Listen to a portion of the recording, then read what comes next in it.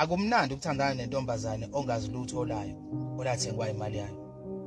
Thina sabantu besilisa abantu besifazane ungangithengela ikapisi kanye mhlawumbe ngoJanuary to February noma ungasangenzelanga lutho unyaka wonke.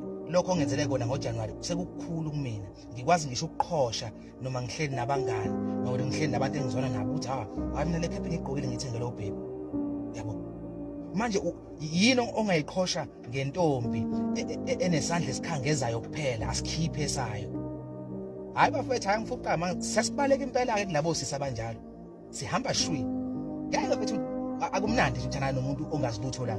Thina asifuni lutho, asifune imali zenu. Hayi ukuthi sifune imali zenu. Cha, into esiyidinga nje kuphela. Awuke nawe phela ukhumbule nje umuntu wesifazana ukuthi loya muntu naye uyathanda ukujajuliswa njengoba nawe uthanda ukujajuliswa.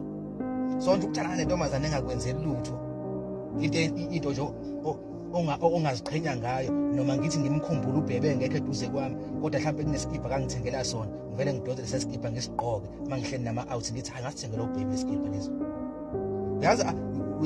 Uyazi intombi yakhe kwazi ukukwenzela something ungavuqhosha ngayo.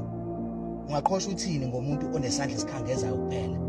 Asikhiphe sakhe siyakhangeza nje siyakhangeza akana ngisho unembezo ukuthi acabanga ukuthi hayi phela naye lo muntu lo uyathanda na into engamjabulisa uthandweni.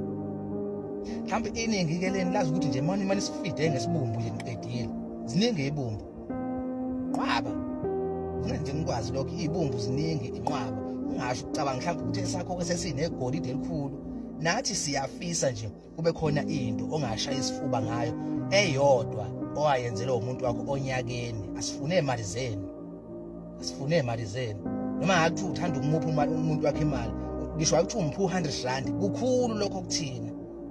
Sorry nje sesibaleka impela kulabo sisi abanjalo.